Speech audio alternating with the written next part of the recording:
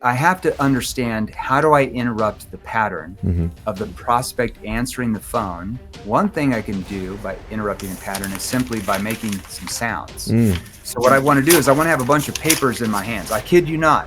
All I want to do is trigger curiosity. No one will ever hang up with you if you're holding a copy of their property taxes of the home. It makes cold calling seem like you're just calling a lead that asked you to call them. Yeah. But it's all how I did that with my tone and how I slowed down and how I'm looking at papers. The papers is wild.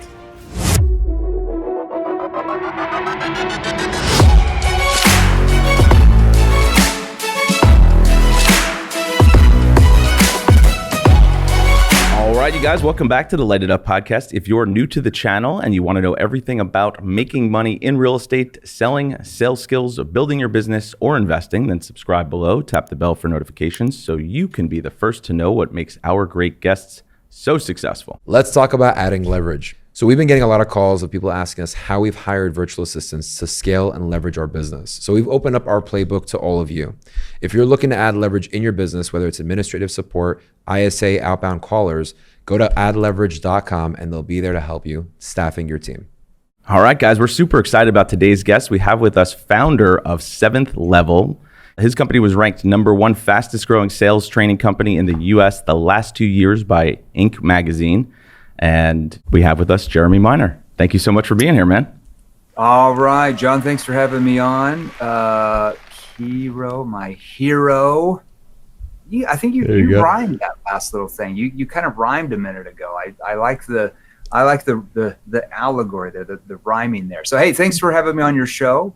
Yeah, Nobody's here in the office today with all the holiday stuff going on, but I'm here with a couple of us. So let's roll. What do you want to focus on? Let's do it, man. First and foremost, for anybody who's watching this, Jeremy has a book that just came out, the Wall Street Journal's bestseller, The New Model of Selling. So we're going to be covering a lot of stuff that's in here, and pay attention, take a lot of notes, because this is going to be very valuable. And I want to just give Kiro some credit here. We're both big students of yours, mainly on Instagram, though, watching a lot of the reels, watching a lot of your instructional videos. But Kiro bought your book just recently, and I think he read, 80% of it in the last 24 hours. If I didn't have food poisoning yesterday, I would have finished the whole thing. You would have finished the whole thing? Yeah. Yeah, we did, we have the book there. That's we're a new company. I mean, we're only 4 years old or 4.5 years old or whatever it is now. But the book, yeah, it's a good one. It's a Wall Street Journal bestseller. They can pick it up on Barnes and Noble or whatever.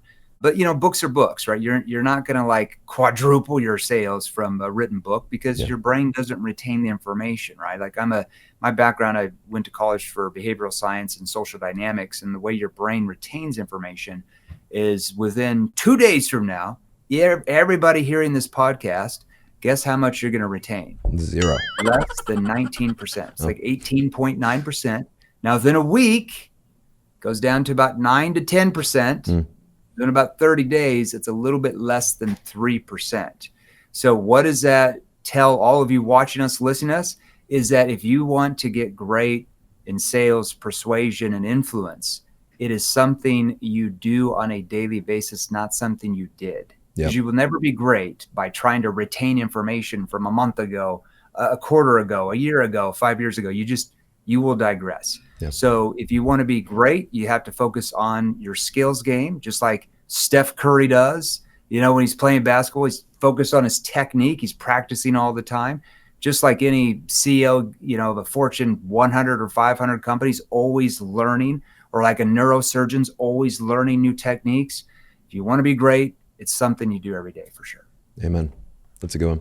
Before we dive in, let's do the lightning round. So, Jeremy, we didn't prep you for this lightning round. This is just a way for us to even better. Just a way for us to get to know you a little bit better, break the ice.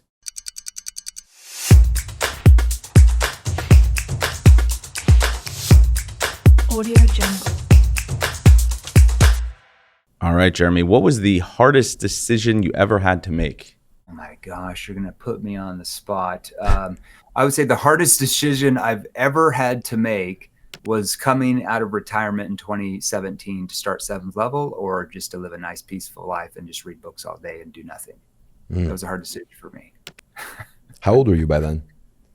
Let's see, what was that? 27. I'm 46 now, so 40. Would have been like, that would have been like 40 years old. Yeah. Wow, Yeah. good for you, man. Youngsters. Yeah. Wow. That was a tough one. I went back and forth for a few months for sure. Well, you were so successful in your prior sales business, right, that you didn't necessarily have to keep working. Is that what you're saying? Well, I didn't have a business. I was a salesperson. I was a W-2 or 1099 salesperson, but had a career for almost 18 years. I was in 4 different industries, 2 B2C, 2 B2B, made a few dollars and, did well with my investments and, Nice. just hung it up one day. Didn't know what I was going to do. I was like, maybe I'll do something in 5 years. Maybe I won't. I'm not sure. There's a whole story behind that. I started seeing like all these ads on like Facebook and stuff from like sales gurus, because I never really was on social media before that much, rather than like, looking at grandma's cats she posted or anything. And I started seeing like all these ads by like I said, the gurus and what they were saying. And I'm just like, if I sold like that in my career, I would have made like 95% less. Like that is atrocious. Like it doesn't really work that well. Yeah. And so like it got me, because everybody had always told me in my career, like, you need to start a sales training company. You're going to be the next this guy, the next this guy. I'm like, no, I'm me. I'm not the next this guy. I'm like Jeremy Minor. And I was like, well, maybe I should do this. And here we are. Happy you did, man. What chance encounter changed your life forever? What chance encounter changed my life forever? Well, it'd probably be meeting my first wife. We're divorced. Okay. But we're friends. But meeting her, because I have 4 beautiful kids with her, and I've actually been divorced twice, so don't hold it against me. Meeting my second ex-wife, because we have a beautiful daughter together, and I have 5 beautiful kids. And a lot of people are like, oh my gosh, you went through these divorces, it must be horrible. And I'm like, no, like I'm grateful. Like I have 5 amazing kids, and had I not gotten married, had I not gone through that, I wouldn't have these 5 kids. And I feel like it's like a blessing from God. So to me, like I'm grateful for those kids and meeting my 2 exes. There you go. It's all it's all public now. You heard it here first. Guys. Yeah. Sorry about Thank that. you. All right, let's jump into it. So I have to first tell you, Jeremy, I was laughing when I was telling Kiro when we were both driving over here. We were preparing for the show a little bit. I was like, the funniest exercise when I was DMing you, asking you to be on the podcast and join us here today, I would struggle with the messages I was sending you because I had just recently watched a bunch of your like educational reels. And I would find myself sometimes going like, hey, Jeremy, just following up, wanted to see if you would be interested in being on the show. And I was like, oh no, man, dude, I just learned, like he had just told me. He's going to punch me over the phone. And I'm like, no, I got to send him something really good because he's the man. This is the goat I'm talking to. Oh, no.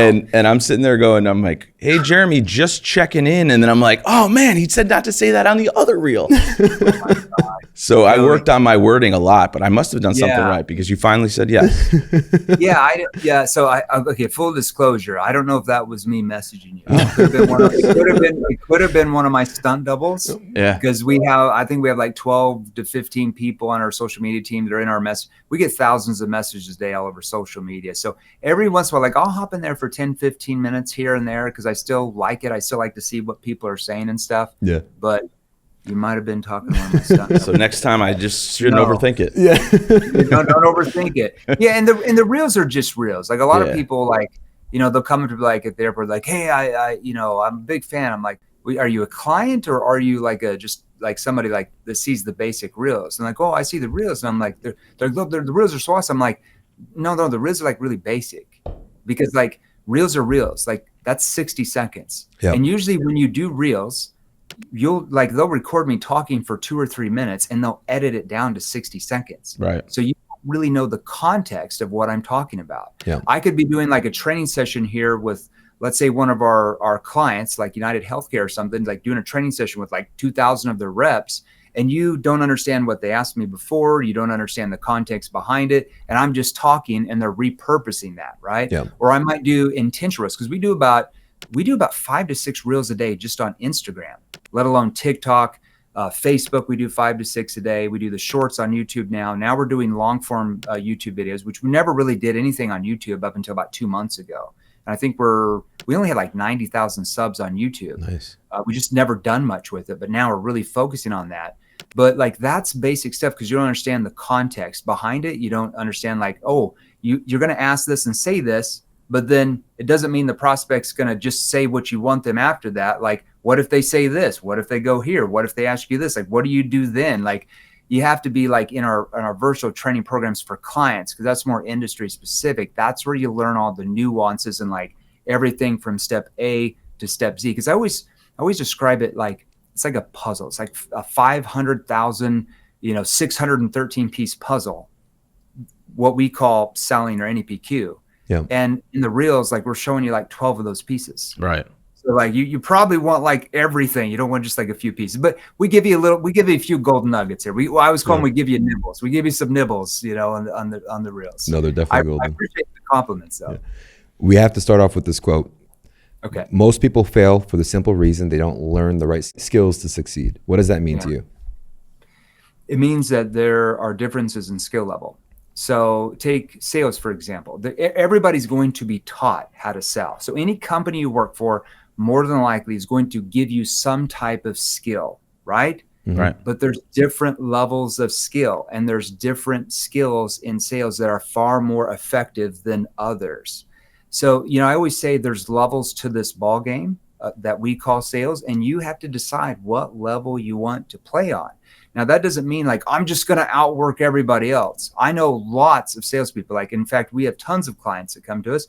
We've got companies that come to us, and their salespeople work 10, 12, 14 hours a day, and they can't sell their shirt for free to a homeless person. Like they can't sell because they're not taught the right skills, right? They're taught like old school skills or consultative selling that's surface level, and they just don't get that much results. And they think that selling is a numbers game. So they just accept it because that's what their sales manager told them to make them feel better. Get as many no's so you can get a yes. I'm like, well, you want to play that ball game, you can. But like I said, you're on this level. You want to get to these other levels, like top 1% salespeople, they're playing the skills game. Yeah. Like they're focused on the quality of each conversation and the nuances and what you're saying, what you're asking, how you're using your tone to get the prospect to let their guard down. How are you preventing objections from happening in their mind? Like we're talking about the skills game while all you guys over here focused on the numbers game, and that's why you work your butts off and you don't make very much money. Yeah. That's what I mean by that. There's different levels of skill. Yeah, no, that's golden. Price Pratchett wrote a book called U Squared, and in the beginning of it, he talks about a fly hitting the window trying to get outside when the door's wide open. And it's like there's a simpler way to approach it instead of the grind nonstop. Yeah, it's like Michael Jordan says it best in his biography. It's like you can take 1,000 jump shots a day, Wrong tactic, but won't work. if you're taught the wrong technique, you're still going to suck at basketball. Like you want to learn the right technique and then practice the right technique. Practice does not make perfect. It's what does he say? The skill level or the technique and practice makes you perfect, or The practice, something perfect better, right? practice makes perfect. Yeah, I might have there's butchered something to that.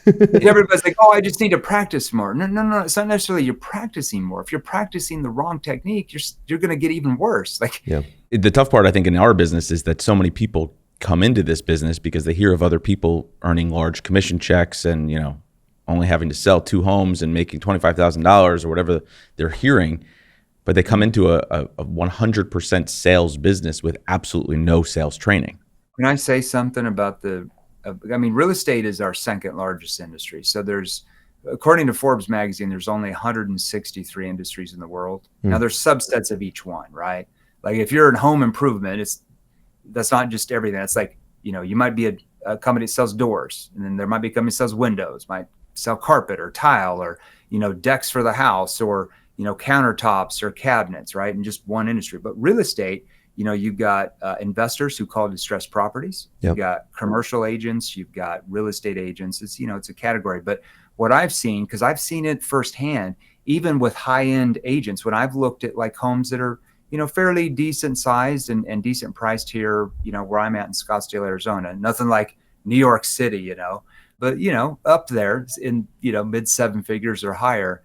And the agents are even to represent a $5 to $10 million house. Like they walk in, they're like, oh, what I like about this house? I love these cabinets. I love this. And they tell me everything they love. And I'm like, well, why didn't you ask me what I liked or what I was looking for? Like, I'm not understanding. Like, do you think I care about you loving the cabinets? Like, I probably care more about me loving the cabinets. And in fact, I don't really give a rat's ass about cabinets. I'm more concerned about, where's my pool table going to go? But you wouldn't know that because you never asked. You didn't ask me any and I'm questions. just like, this is the horrible salespeople. Like, you need some help here. Like, what's going on? Yeah, I love that you said that, because there's True. We shit on realtors all day long. Our audience is realtors, but I love realtors, and some of them can even make 7 figures just because they're, they got good networks and stuff. And I'm sitting here talking, I'm like, yeah, you're making 1.5 million a year in commissions, but if you acquired actual real sales ability, you could be making 4 or 5 million a year. Yeah. And working 3 or 4 hours a day less and having a life, So that saying, it's like, there's what you don't know. I didn't know recently that the I's, me's, and my's ruin conversations and sales skills. And when reading your book, that's it's a lot of the things when you're saying in the new version of the new agent sales, it just naturally doesn't have that. Is there other things? Can I give you an example? Please. So and then I want to answer your question because I cut you off. No. I apologize. A lot of realtors, let's say if a homeowner, you're trying to get a listing, right? And the homeowner says, hey, why should I go with you?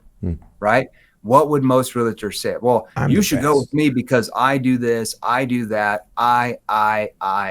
Just like you said.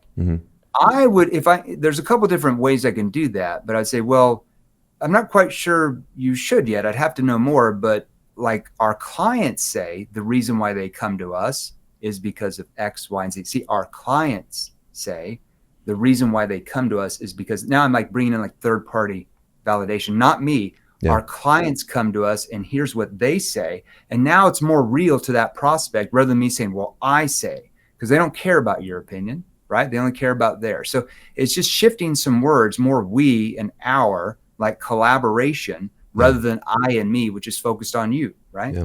No, that's golden. Okay, you finished asking me that question. I felt it was coming as a good No, it's golden. It's because the biggest thing is that what you don't know, and it's missing in your quiver for skills.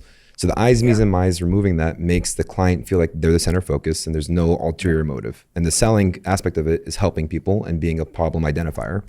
What other things from your experience do you see that agents aren't aware of that if they added to their quiver, they'd succeed so much more? Agents are so desperate to make a sale. They're willing to cut their fees. They're willing to work, 24 hours. I'm always available. It's like when a realtor says, I'm always available, here's how the prospect sees that. You must not be very good because people who are experts or trusted authorities that have lots of clients are not always available. They've set business hours. Available? How can you always be available if you're the number one real estate agent in your entire market or state or wherever you're at? So when you're I'm always available, always, call me, text me, whatever, all you're doing is lowering your status in your prospect's mind. Whereas real estate agents genuinely believe if I show them that I'm always available, they're going to pick me because they want someone available 24 hours a day, 7 days a week. I'm like, well, that's why you don't make that much money. Right. There you go. Proof is in the pudding, right? Yeah. Whereas we've got agents Ryan Serhant. Mm-hmm. Yeah. Yeah. So we train his team that sells all of his social media coaching, how to build a brand and stuff. And so they just position themselves much better as more we're training you to get the prospects to qualify to you. But most agents are trying to qualify to the prospect. But the problem is, who has the problem? Who has the problems? The prospect. Not the agent. Prospects are the ones that have the problems. Who has a solution to solve those? The agent. But it's agents have it flipped backwards where they feel they're having to convince the prospect who has problems that they can solve them, where you want to get the prospects to do the work. Now, you don't do that in a douche way if you're qualified to work with me, nobody believes that kind of stuff. The way you position yourself and raise your status is, I'll give you a few examples. Let's say, you get somebody that's a lead, right? From whatever they get their lead source. Most agents call, hey, saw you, responded to XYZ house. Can you please call me back when you have time?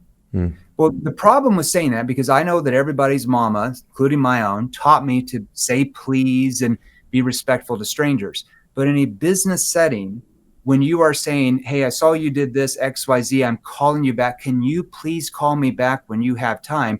You are lowering your status because you're trying to qualify to, can you please call me back? It's you're needy, you're begging, right? Right. When you have time, So that in their mind, you view their time as more valuable than your time. So you've lowered your status.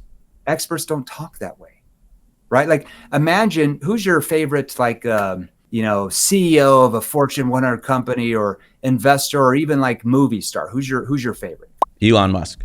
Okay. Can you imagine Elon Musk leaving you a voicemail saying, hey, can you please call me back when you have time? Please. Doubtful, Please. right? Probably very doubtful. Yeah. So I'm just going to relanguage it and I'm going to like put the work on them. Hey, so you responded to XYZ listing at, 55 Savannah, Georgia Street. I'll probably have a few questions for you on that because that house is probably not going to be available for a while. I'll have to see what we've got. Here's my number. Like I said, I'll be available here for a little bit today. If you don't reach me, send me a voicemail and I'll have to get back to you in the next day or two. And then we can see what's going on. Just something like that. So you're more like detached because you're busy, right? You're raising your status. I should be available for a little bit today is inquiring that you're busy. You've got lots of clients. People are coming to you for like, if I should be available for a little bit today means that you don't need them. Yeah. You like, I can help you. Like I can sell your house for a high price, but that's why everybody comes to me. So, you're going to have to see when I'm available for you. So you're qualifying them. You're not doing it in a douche manner, but you're doing it in a way to get them to start doing the work. Because when my background in college is behavioral science and social dynamics, which is the study of the brain and how human beings make decisions. Yep. So I started to learn like, how do I get my prospects to do all the work rather than me do all the work? Because that sounds a lot funner. How do I get my prospects to sell themselves rather than me try to sell them? How do I get them to overcome their own objections rather than me try to overcome them? Because who would want to do that all the time? And then how do I get them to pull me in rather than me pushing and pressuring? Yeah. And when I started to understand that, selling, it really became pretty easy and actually really enjoyable. You get to help a lot more people. That's the cool thing, I think one of the things that, goes hand in hand with that is that a lot of people don't have enough prospects. So when they finally do get one on the phone or they have somebody who wants to see a home, they're like, when do you want to see it? I can show you anytime tomorrow. And they're like, tomorrow's Christmas Eve. And they're like, well, I probably have some Sunday time. At 9:00. Yeah. I could probably fit you in before we, eat the ham. But like after after grandma comes over and it's just like, people are so desperate. And I think that goes into just not talking to, enough people. Do you know why they don't talk to enough people? Because they're afraid. You know why they're afraid? Because they don't have the right skills. I would be afraid to talk to prospects if I got rejected 90% of the time. Now, every prospect I talk to, do they have problems? Yeah, of More course. than likely they do. Does my solution solve those? Yes. Yes. Now, why do they not want to talk to me though? Because of the way I'm communicating with them, how I need it. And like one thing that all of us have to understand, just this behavioral science 101, within the first 7 to 12 seconds of any sales conversation you're going to be in, it doesn't matter if it's on the phone or if it's virtual or if it's in person, your prospect's brain, okay, we can't even help it. It's just the way God wired our brains and our DNA is picking up on social cues from you. It's the instinctual part of our brain, our survival part of our brain, okay? So they are picking up on your verbal and nonverbal cues based on your tone and what you are saying that triggers their brain to react in one of two ways. This is scary if we don't understand this, folks at home. If you come across aggressive, now what do I mean by aggressive? I mean more like salesy, like you're really excited, you're really enthusiastic, okay? Think of the typical salesperson persona, right? Really excited to talk to you about your home, right? So if you come across too excited, I don't mean be boring, but if you come across too excited, if you come across needy, and especially if you come across attached and you don't know how to use your tone to get them to let their guard down, you're going to trigger what's called fight or flight mode. You guys have heard of fight or flight mode, right? Of course. Now, when I ask that at events, I'm like, everybody, yeah, we've heard of that. And I'm like, now raise your hand if you know what causes your prospect's brain to go into fight or flight mode. The whole crowd's like, What you say? I don't know what causes it. And I'm like, that could be a problem for you, right? So I'll give you an example that's kind of outside of sales. Okay. Let's say you're walking into a grocery store, right? You're in you're at Whole Foods and you're like walking across you park here and you got a little street here that you're crossing to get to Whole Foods, little thing there. And all of a sudden you hear a woman like yell really loud. Here's what happens in your brain, like literally within like a split second. First off, you're going to react because your survival part of your brain, a lot of people call it the reptilian part of your brain, instantly goes like this. So that survival part of your brain does not hear the words that that lady just said. It hears her tone and her voice. Yeah. So you're reacting. Okay. So God somehow put that in us maybe tens of thousands of years ago, millions of years ago. I don't know. That's all debatable. I'll let all the smart people figure that out. Okay. So anyways, we react, right? We didn't even hear what she said. We just like, oh, like, am I safe? Like, is the tiger going to eat me? Right. Yeah. Survival brain, right? I'm like, I react. Now within like a quarter of a second, okay, half of a second, what happens is that part, that the voice, the tone that you heard in your survival part of your brain goes up to what's called, I won't give you the scientific term, a lot of people call it the midbrain. The midbrain starts to organize what those words meant. And then instantly goes into what's called your neocortex, which is your problem-solving part of your brain. And you're like, oh, she's just yelling at her son to look both ways before he crossed the street. I'm okay. That literally happens in like 1 to 2 seconds. Okay. So have you ever got like a call from a telemarketer and within like 5 to 10 seconds, you're like, oh, I'm not interested. And you hang up. And did you ever get off the phone and you really didn't even know what they said? Of course. That's exactly why. Because of your tonality. It triggers fight or flight, or once you learn what we call NEPQ, neuro emotional persuasion questions, and how to use your tone, once you learn how to come across more neutral.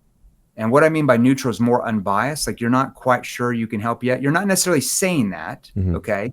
But you're coming across that way. You come across more collective, more calm, and especially detached. What happens, especially with your tone, is it triggers the prospect to relax, like their guard goes down and they become curious about engaging with you. You trigger engagement and curiosity, okay? That is the difference between, am I going to trigger fight or flight mode, not interested, compared to, oh, sure, what do you got? What's going on? That triggers curiosity. That is all controlled by you, the salesperson. Has nothing to do with your prospect. Yeah, I love that. That's golden. So question for you then, because we're big nerds of NLP, right? And that's something that was been in there. It's always about like mirroring and matching, mimicking the tone in the beginning is like so crucial because people love to hear themselves and something that sounds familiar. Do you agree with that? Or would you say that there's a different approach that would be, because the NEPQs, sorry.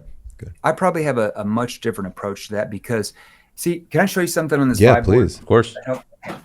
Yeah, we're working on a big sponsorship deal with Vibe board. You guys got to get one. You guys have a Vibe board? No. These things are crazy. No, seriously. So we're working out this deal. They're actually based out of like China or something. Really cool company. Yeah. So you can record everything. It's just really cool. Okay, so there's 5 types of tone that you have to master if you want to be great at sales or persuasion, right? So I'll show you this. I'll break this down for you. The first of all, you have to learn how to have a curious tone. You have to learn when to have a confused tone. You have to learn how to have a challenging tone. Okay. You have to learn how to have a concerned tone. And then you have to learn how to have a playful tone. Now there's other tones, but if you master these 5, you're on your way to becoming great. Now, one thing that just the way the brain works is if a prospect has a curious tone and I start just asking all my questions in a curious tone, that doesn't necessarily really help me because your tone is how the prospect interprets the intention behind everything you say and the questions you ask. Yep. So if I want to see doubt in a prospect's mind about what they're doing right now, how can I do that with a curious tone? Yeah, you can't. You can't, right? Now, if I used more of a concerned/confused tone, I can start to see doubt. So one thing that we would call, if you're a real estate agent, for example, I don't have all of our scripts for your industry in front of me. I've got different ones for different purposes. But if I want to see doubt, let's say that we're talking with, this realtor from this agency, okay, as an example. So when I get into my last situation question, who are you talking to, just so I understand? Oh, well, we're talking with Ryan, Gooberdabber, whatever. Oh, Ryan. Yeah. I mean, they're fairly decent. What's caused you to not to go with him so far though? Yeah. See, what tone did I mimic there? I'm kind of like Confused and concerned. confused, Or but concerned. I'm also concerned. Mhm. And what that does is I just planted a seed of doubt that I might know something about Ryan that they don't. Because if I'm like, oh, Ryan's horrible, my clients say he sucks, the prospect's more likely going to get defensive because they feel like, oh, salesperson, of course he's going to say that. Right. So I'm still neutral. I'm not saying, oh, Ryan's really great. I'm like, yeah, Ryan, he's fairly decent for sure. What's caused you not to feel like he can sell the home though? Okay. See, he's fairly decent. See, my tone shifts them where they're like, they feel like I'm seeding doubt that I might know something about him that they don't know. And there's more trust there because I'm not like attacking him. Yep. I'm just holding it back like I'm concerned for you. Right. So if I just matched their tone, I can't do those type of things. Yeah. So that's where I would be a lot different with what we would train the NLP for sure. Agreed. I've been known to raise doubt on the, I remember a couple of times on listing appointments, a seller would say, oh, I met with this other agent in your market just yesterday. And I was like, wait a second, you met with Michael? He came over here? He rarely comes over to this area. He himself came over here? Are you sure it was him? Are you sure it was him? It wasn't just one of the guys he works with? Wow. I'm shocked he came all the way out here. Just raising doubt about the other people. Yeah, seed some doubt, right? Now there's other things like, let's say I want to use a playful tone. A playful tone is good in certain contexts. I don't know if they can see this backwards or whatever, but a playful tone is in certain contexts really good to like let the prospect's guard down. So let's say if I'm coming over to the house and it's the first time I've met them, I've talked with them on the phone, come to the house, they're looking at different agents or whatever. And as they open it, they're like, hey, hey, welcome. How you doing today? A lot of agents would say what? Oh, doing great. How are you? Yeah, doing great. Just working hard, selling houses. Well, now that doesn't hurt you, but it doesn't really help you. So everything that we train, it helps you. It gets you closer to getting the prospect to look at you as the trusted authority. So I might be in a playful tone, like, hey, how you doing today, Jeremy? Just hanging out, trying to stay out of trouble. What about you? You guys get in trouble over here? Yeah. Now I'm saying in a playful tone. Just hanging out, being the boring guy. What about you? Oh, I'm sure you're not boring. See what I just do? Let their guard down. But I had to use a playful tone because if I said it like this, hanging out, being the boring guy. What about you? Whoa, he is boring. Yeah. This guy's a dud. Weird.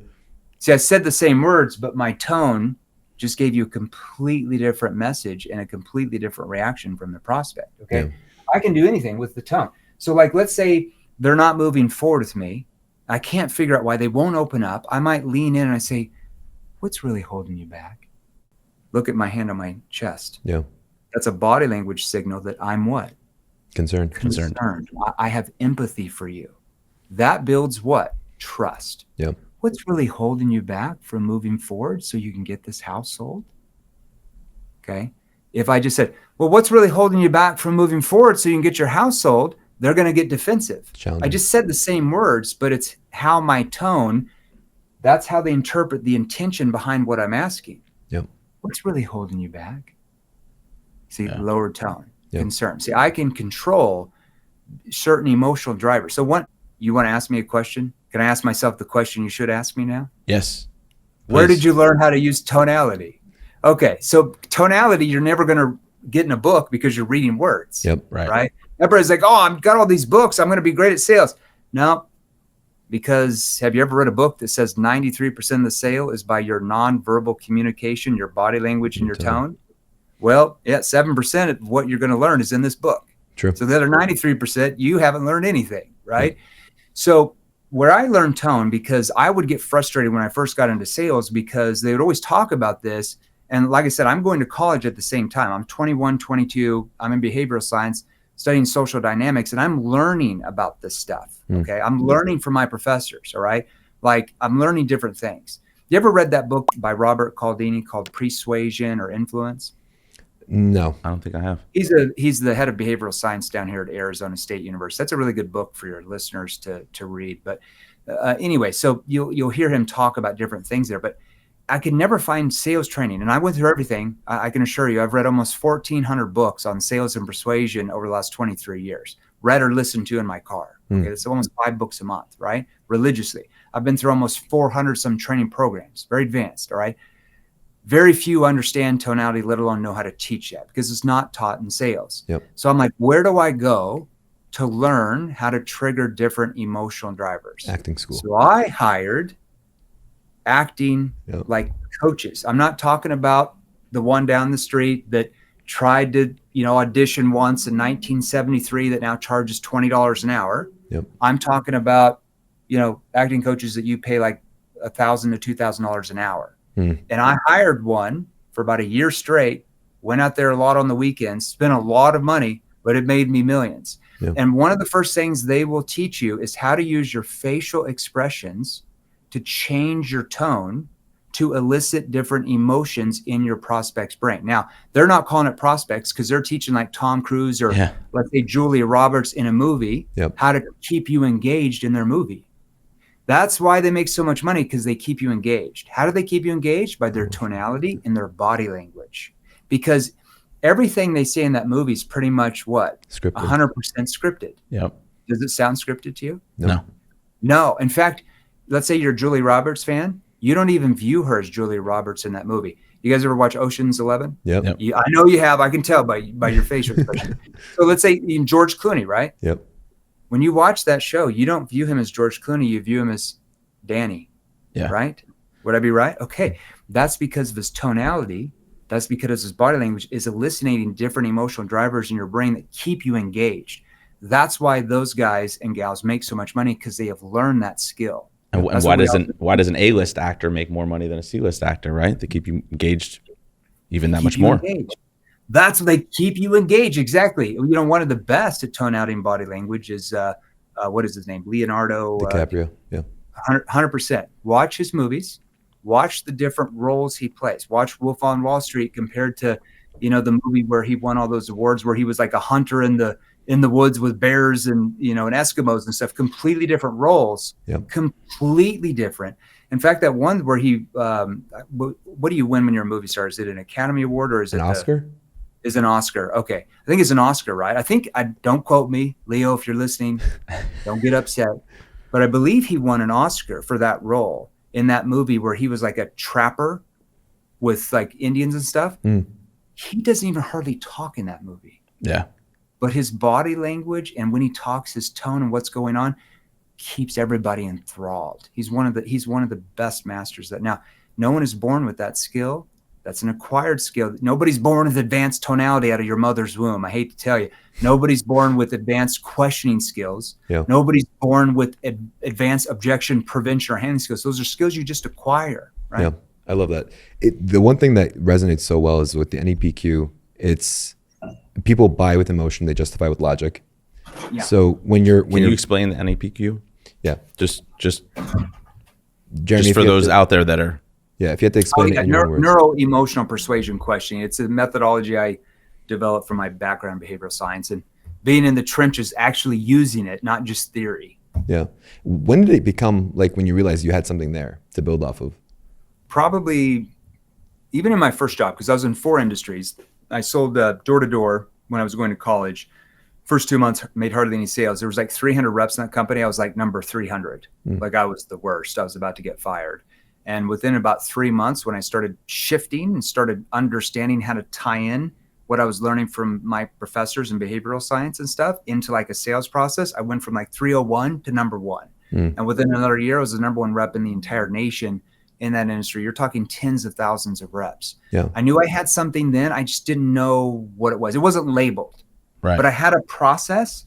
I'm like, okay, first I got to get them to let their guard down. Because when you knock on doors and you're a complete stranger, guards are up quickly. Yeah. So the first thing I learned, especially in today.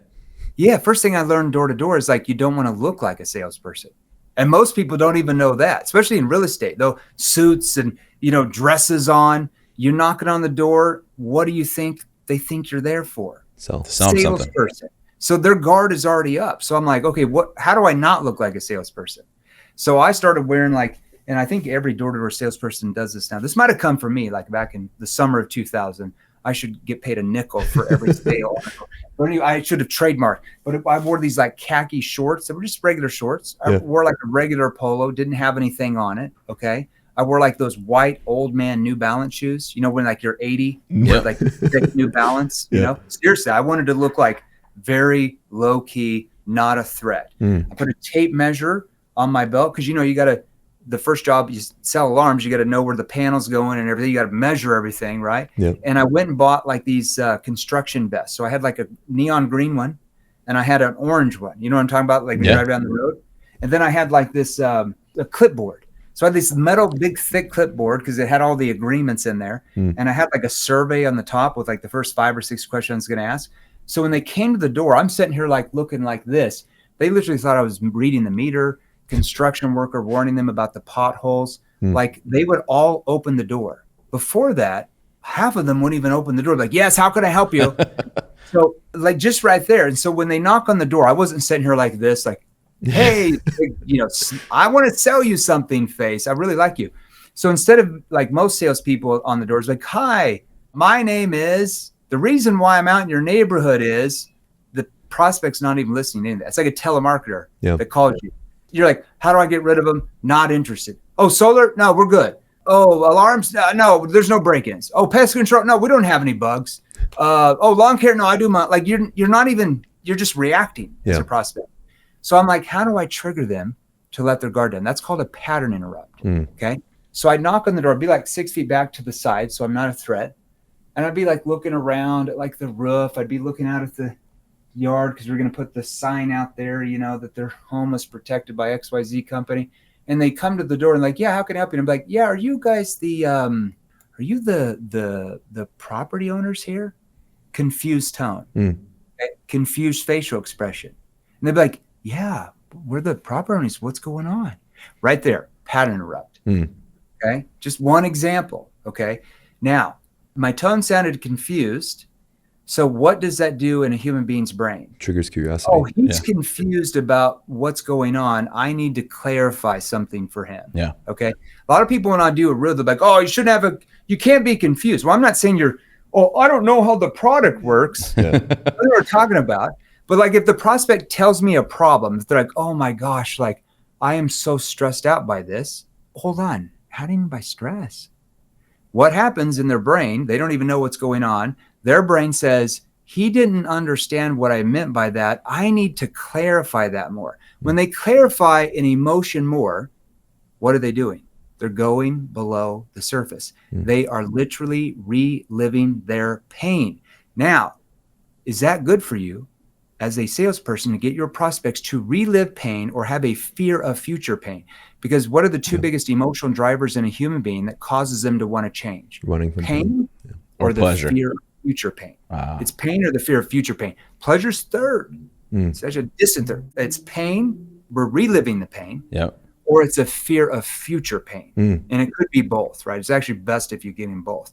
So when I have that confused tone and it causes them to clarify and open up about what they meant by stress, pressure, tension, worry, concern, you know, annoyed, frustrated, whatever, that starts to build a bigger gap and it emotionally opens them up. And when you build a bigger gap from where they are to where they want to be, that drives change. So if you can't help a prospect relive pain or have a fear of future pain, they don't feel any need to change. And that's why you get all the objections you guys get. That's why you have people that you really could help them that don't end up listening with you because you haven't learned yet. I'm not talking about YouTube. I'm talking about some people listening to us. You haven't learned yet. Notice I said yet, because this is all acquired skills, how to get your prospects to want to open up and tell you. Because they're not just going to do it from a service level question. So there's a whole lot more. When you ask an expired listing, like an expired seller, it's like, what do you feel that prior agent should have done? And then they just spit out everything that the agent didn't do. They didn't take any photos. The photos weren't professional. They never did an open house. They didn't do any photos. See, even from that question you asked, I've got to go 6 layers deep from that, right? So it's like, they didn't do photos. Concerned tone builds trust that when I say, they didn't do photos, that implies that I do photos. Instead of me saying, oh, don't worry with us, we'll do photos. Yeah. Well, that's what every agent told them. That's in fact, that's what the agent told them that didn't do the photos. Right. So you're just lowering your status. So I'm like, oh, they didn't do photos. Okay. So the staging's important to you then. And then I move on. That implies that I do staging. That's just obvious thing what we do. Yeah. Yeah. That's good. I like that. Being who you need them to be. Yeah. Or they need you to be. So one question for you. So that way people listening to this can take an actionable step where they can actually use this. How would you change an introduction on a sales call for a cold call? So let's assume someone just sold a property in a neighborhood and they want to call that geographic area. How should they use an NEPQ question to get the client to open up versus the, hi, this is Kiro with XYZ. The reason for the call is this. Let me give you two different examples. I'll give you, because you said you have a lot of listeners that like are investors that call distressed properties, right? Yeah. Right. Yeah, because I'll give you two different examples. All right. Okay. Let's see if I can memorize this. I just did a big training over at WealthCon with Ryan Pineda. I don't know if you know him in Vegas. He's a big coach that teaches distressed property owners and all that stuff. Of course. Okay, so yeah, this is good. So like one thing I have to do is I have to understand, how do I interrupt the pattern of the prospect answering the phone and triggering curiosity. One thing I can do by interrupting a pattern is simply by making some sounds. So what I want to do is I want to have a bunch of papers in my hands. I kid you not. I'm telling you. So right now in that industry, with investors calling distressed properties, we're training two huge companies to do that. They have a 71.3%, according to them, it's not us, 71.3%. If a property owner answers that phone, of them booking an appointment to talk with them on Zoom. We're at 7 out of 10. Wow. 7 out of 10. Let me know if anybody else can do better than that. I will gladly change over to your way of thinking. All right. So when they answer the phone, this is John. Yeah, is this John Lewis? Yeah, John. Hey, it's Jeremy Miner. I'm holding a copy of your property taxes on your home there at 55 Savannah Street there in Savannah. I was wondering if you could possibly help me out for a moment. Sure. That's how I start. Yeah. See, I'm papers rattling, holding a copy of your property taxes on your home at, I think it's like 55 Willow Street. I was wondering if you could help me out for a moment. They're going to be, who is this again? Or hold on, you got our property taxes? What do you mean? Yeah. What is this about? All I want to do is trigger curiosity. No one will ever hang up with you if you're holding a copy of their property taxes of the home. Now, if you say that really fast, a salesperson, you will. But do you see how I slowed down? Like I was kind of looking at the sheet. Yep. Now, here's what you do. Go to your county, print off the property tax records of any home you're going to call, so it's authentic. Holding a copy of your property taxes there at your home on, I think it's the 55 Willow Street. I was wondering if you could help me out for a moment. Most people are like, sure, how can I help you? What's this? Well, and here's what I'm going to do first. Well, and I'm not even sure if it makes sense for us to talk. Now, why would I do that first? Disarm even more. I want to push back. Because what would a salesperson do? Push forward. Try to push forward. I'm pushing back.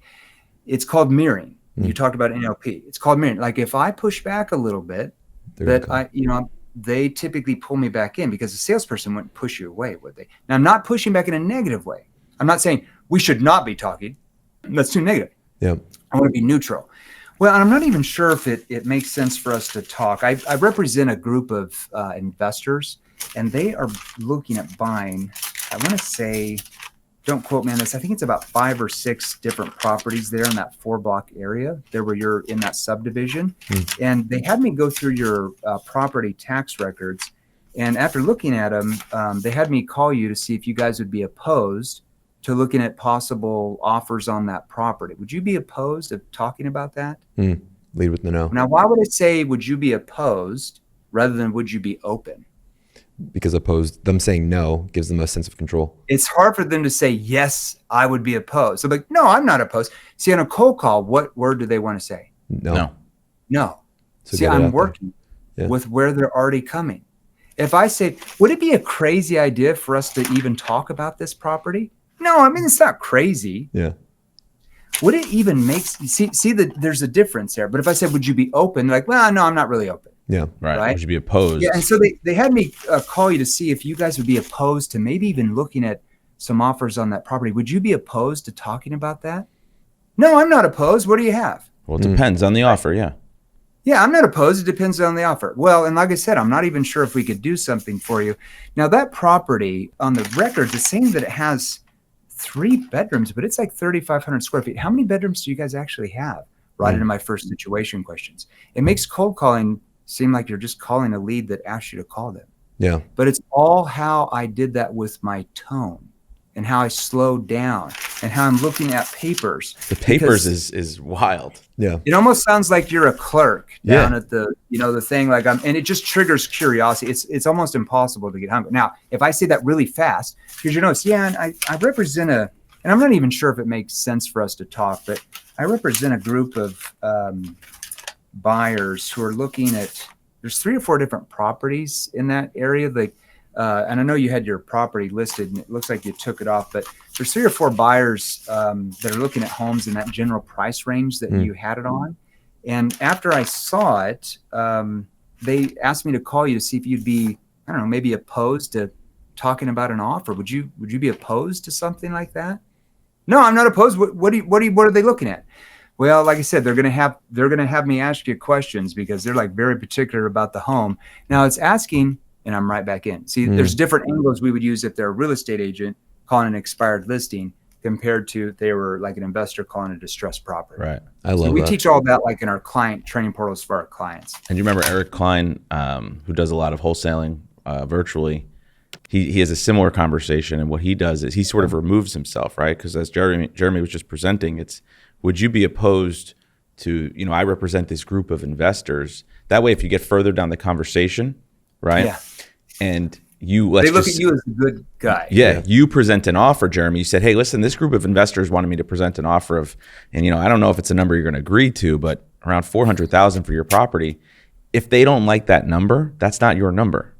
Yeah, exactly. Yeah, there's a reason. See, I'm like in the middle. Yeah. And I'm on their side. They feel like I'm on their side, that I'm going to work for them, and I just cold called them. Yeah.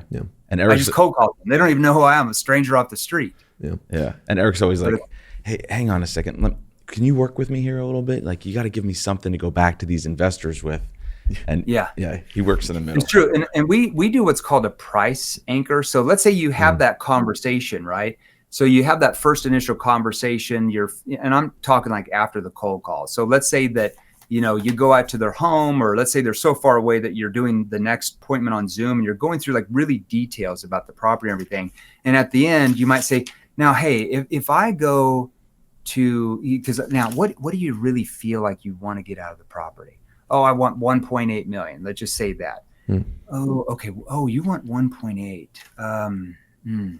Well, if I go to my investors and I tell them that, you want them to buy that home for 1.8, and then they go look at some of the comparables in the area, for the house size and all that stuff, what happens if I go to them with that type of price point and they say maybe they're going to offer you something less? Like, I don't even know. I'm not sure. But what if they say, 1.4, 1.5? Should I just go tell them, like, kick rocks and pound sand that we can't do anything? Or what should I tell them? Well, no, just see what they offer. And then we'll see, like, I'm already seeding that it might be a little bit lower. I'm not saying it is, but I'm planting the seed. So when I come back with a lower thing, they already have somewhat accepted that. It's not a shock to their system. Right. See, I'm seeding that there's going to be lower, so I'm not shocking them when I come back and they think that it's going to sell for 1.8. Yeah. Or let's say if I'm a real estate agent and I'm a little, because everybody like thinks their home's worth more than it is, right? Of course. And so if you're like, I can sell it for this, and then you really can't, and the listing expires, then you're out and somebody else is in. So I'm already going to prepare for them. Well, this is after I'm going through and I'm 3/4 of the way into that conversation to get this in. So here's my concern. Can I ask you something, George? Sure, go ahead. My concern is if I bring in these buyers and they start going around to like, other homes in your area and looking at comparables and different price points, and they start noticing that yours is, maybe 10, 15% higher. How do you feel we're going to be able to sell the home in 3 months? See, I'm already starting to plant that. Yeah. Okay.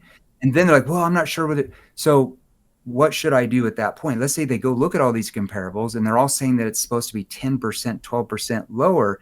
Should I just go tell everybody to, like, pound sand and that you're not going to do anything for them? Or what do you feel like we should do at that point? Yeah. Notice how I lowered my tone into concern tone. Well, if it comes down to that, we might have to lower the price. Well, we'll have to see what could happen, but let me see what I can do. See, Yeah. I've already planted it. So now if I need to, they already know it's coming, and I might have to do that a month or two later, and they're not pissed. But not only have you planted it, you've also felt them out as to where they're going to be number wise, right? Because if their immediate response is, well, Jeremy, we would never go that low anyway. So like, which maybe it's just not going to work out with us. Then you already know that maybe they don't have any room. It just depends on when you want to sell your home. When are you wanting to sell your property though? Yeah. Well, we got to sell it in 4 months. So yeah, it just depends on if you're, if you're more concerned about like the money you get out of it, or if you want it sold in 4 months, like which is most important for you. Yeah.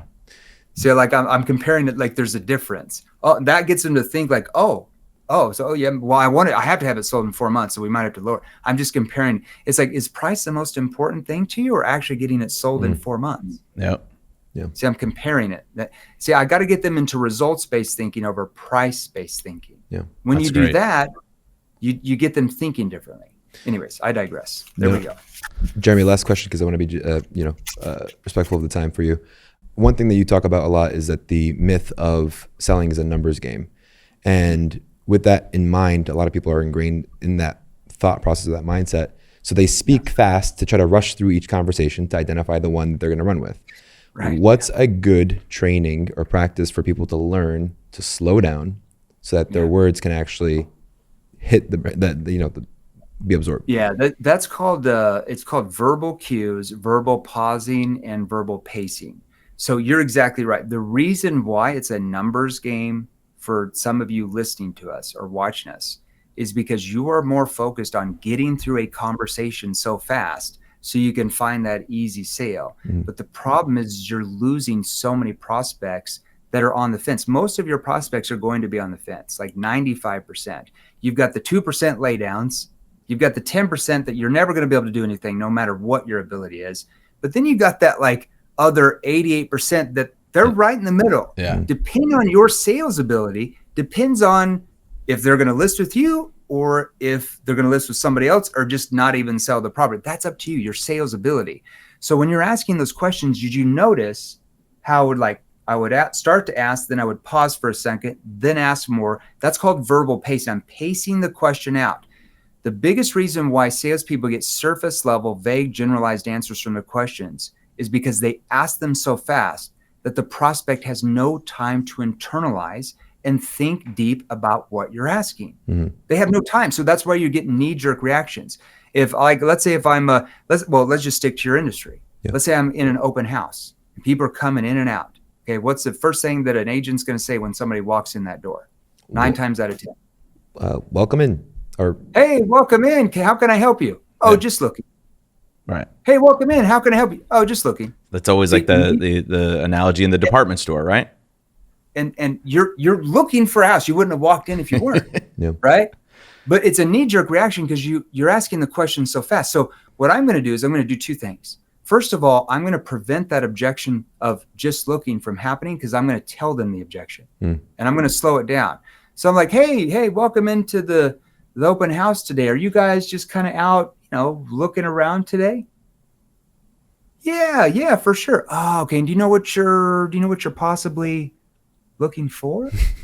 yeah. Your pacing is incredible. And do you know what you're possibly looking for? See, possibly, I neutralize that.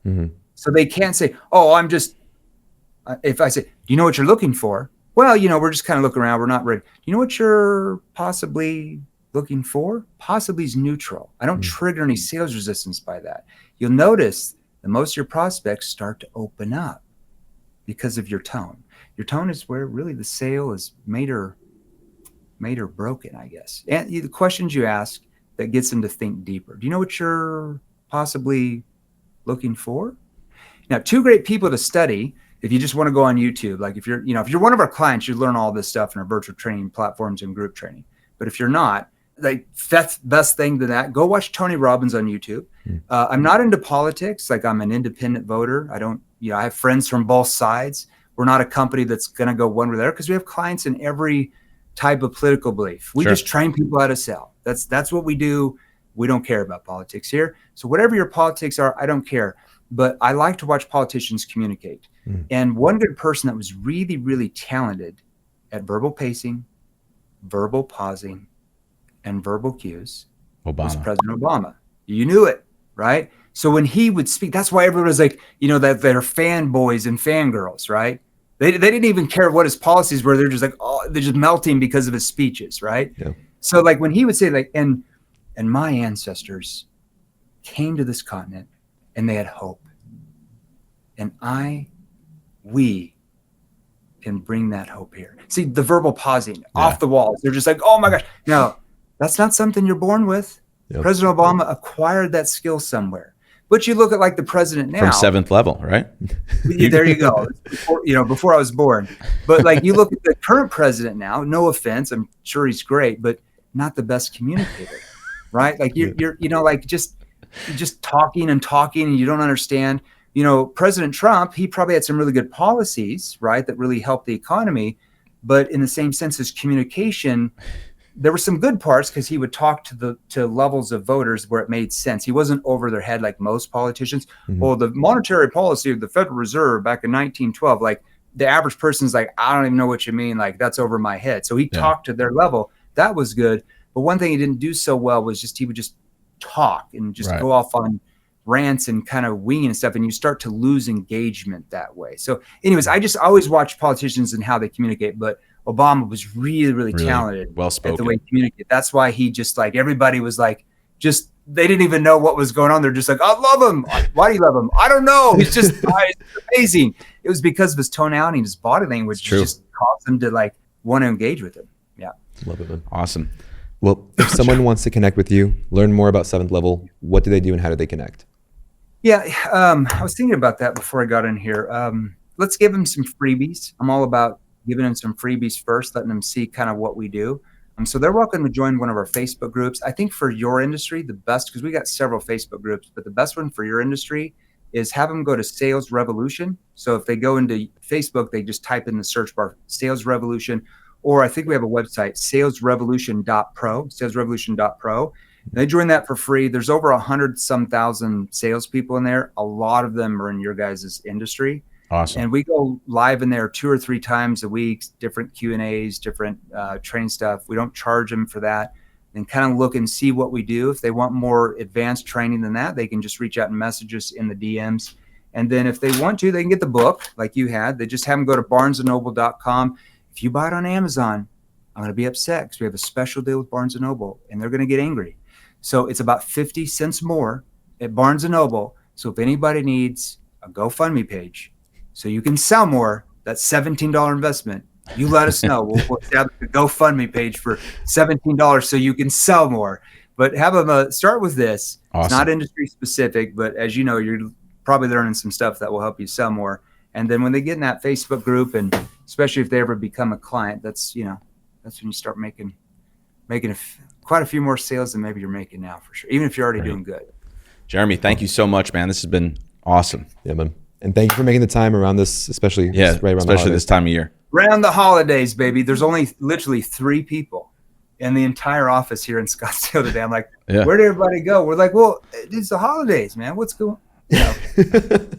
I'm like Scrooge in here. I'm making videographers work. I'm like, no, you get in the office. No, it's valuable stuff that you're sharing, so I'm grateful for it too. So thank you. This has been awesome, man. Have a great holiday, man. Hey, you guys, Merry Christmas. Have a great holiday. Happy New Year, all that stuff. Awesome. That's good, man.